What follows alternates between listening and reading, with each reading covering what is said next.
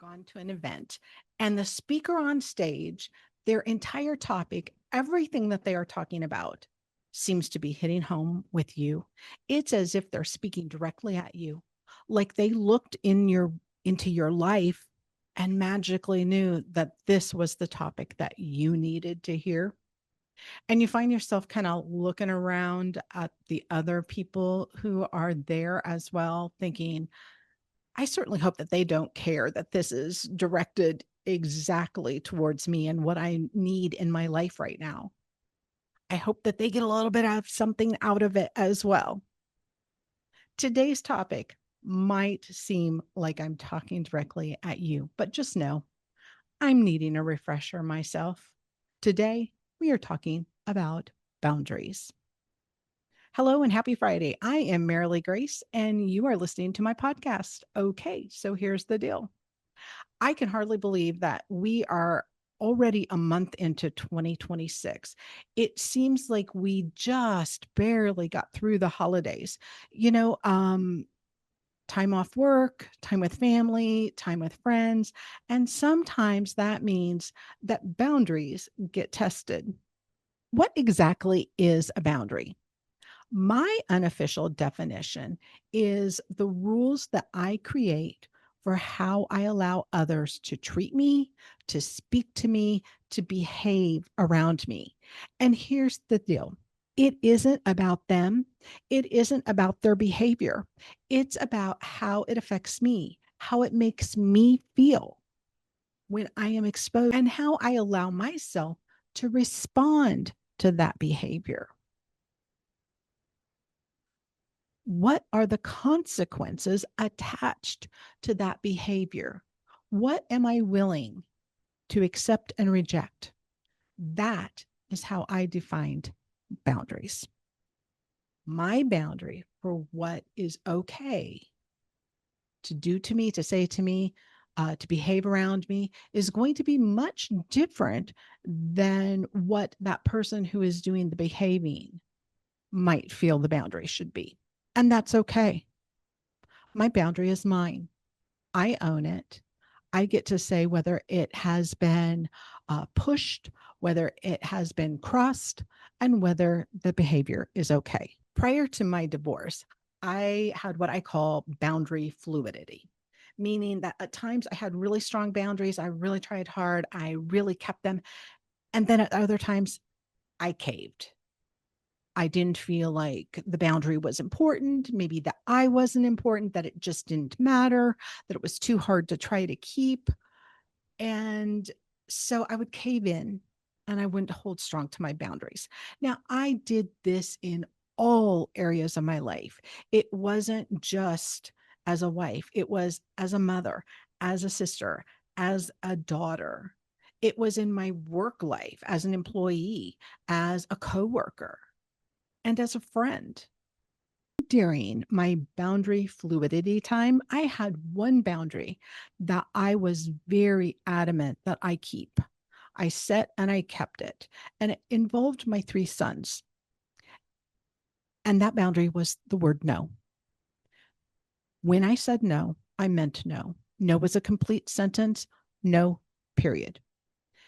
I wanted my boys, my three sons, to know that when a woman tells him no, that no amount of pleading, begging, tantrums, joking, whatever would make it okay to have that no become a maybe. My no was not going to become a maybe. It was not going to become a yes because they threw a fit, because they got angry, because they yelled, because they tried to negotiate.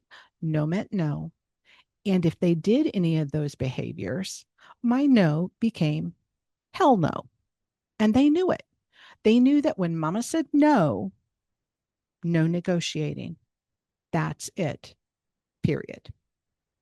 Now, since that time, my boundaries, the way I allow people to treat me, have strengthened. I've worked very hard. It's nothing that is magical or special about me. It's just hard work. Boundaries are hard work. I'm going to help you learn how to create boundaries that work for you.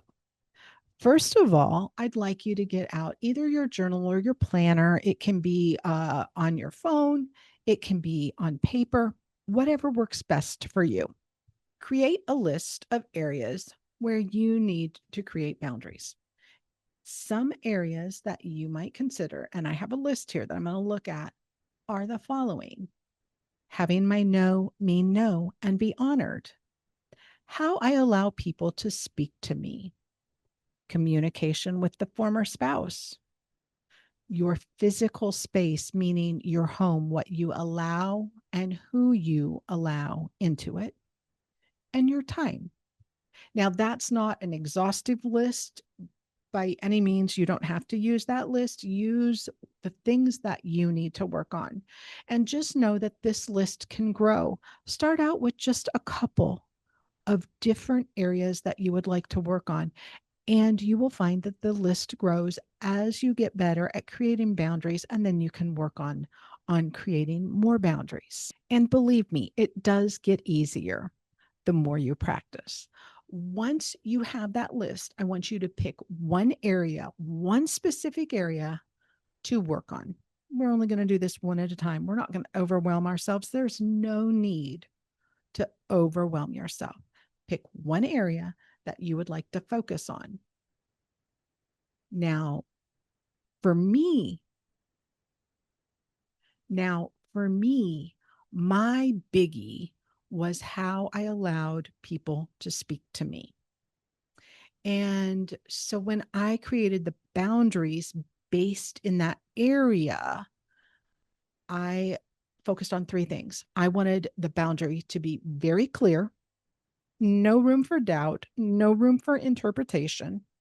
I wanted to also make sure that I was consistent with that boundary, that I continuously did it. And the third thing was that I communicated it well. It is important to be clear on your boundary. For my area of how I allow other people to speak to me, I created several boundaries. And I'm going to read those off to you. I respond to a respectful tone of voice. I do not allow yelling. I do not allow threats. I respond to kindness. I do not allow condescending or disparaging words. I do not allow name calling. Notice all the I's. Each one of those boundaries starts with I, how it affects me. So I say I. It's not about them. I don't say you. I don't say when you do this. That's going to put them on the defense. I'm putting it on me. I do not allow name calling. I only respond to a respectful tone of voice. Boundaries are about me, not about the other. My boundaries are about me and not about the other person. Now, it's vital for you to be consistent. What I mean by consistent is don't be wishy washy. If you create a boundary and you've drawn that line in the sand, don't shift that line. Don't erase it and draw a new line. That gets confusing. And it also tells the other person that you're really not serious. And if they push hard enough, they're going to get their way. Take, for instance, my children, my boys. They knew that my no meant no because I was very consistent. No meant no. You push, you prod, you beg, you plead. Then it becomes hell no. Period. Finally, it's important that you communicate your boundary. Deliver it in a firm way. Do not be aggressive. Lead with empathy. And that would look something like how I've talked, how I said no means no, how I said I don't allow people to speak to me that way. I respond to a respectful tone of voice. I'm not naggy. I'm not yelling. I am not attacking. I'm communicating it very matter of fact. I'm being firm. I've got that mom tone. I'm doing it with empathy and not aggression. And that's important. Because if you lead with aggression, the person is going to also get on the defense, and then you start an argument. You've never set a boundary before. How do you get good at the delivery? How do you get good at communicating it? Well, you're going to practice. I would suggest doing something similar to what I did. I would go into my bathroom, look myself in the mirror, and I would practice what I was going to say. By practicing it out loud, yes, out loud to yourself in the mirror, you're going to get rid of that shakiness that can appear in your voice. You're going to get rid of the stuttering over your words. You're going to build confidence in your verbiage and how you deliver it. You're going to feel empowered. And that's what you want.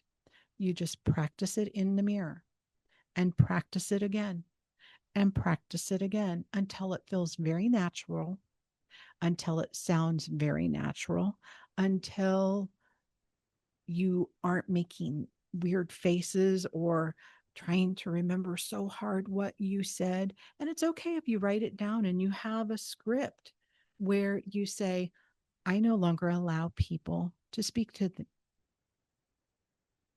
And it's okay for you to have a script. Write it down on a piece of paper or a note card. And it says, I no longer allow people to speak to me that way. I respond to respectful tones of voice. And you just keep reading it until it comes out so it doesn't sound rehearsed, so it sounds like you. And you'll be taken serious. Okay, so you've practiced. It feels comfortable. It feels natural. It comes out natural. What happens the very first time that you're in a situation and you communicate that boundary? Let me tell you, typically one of two things is going to happen. The person is going to pause and maybe they retreat. Maybe they're silent. Maybe they honor that boundary.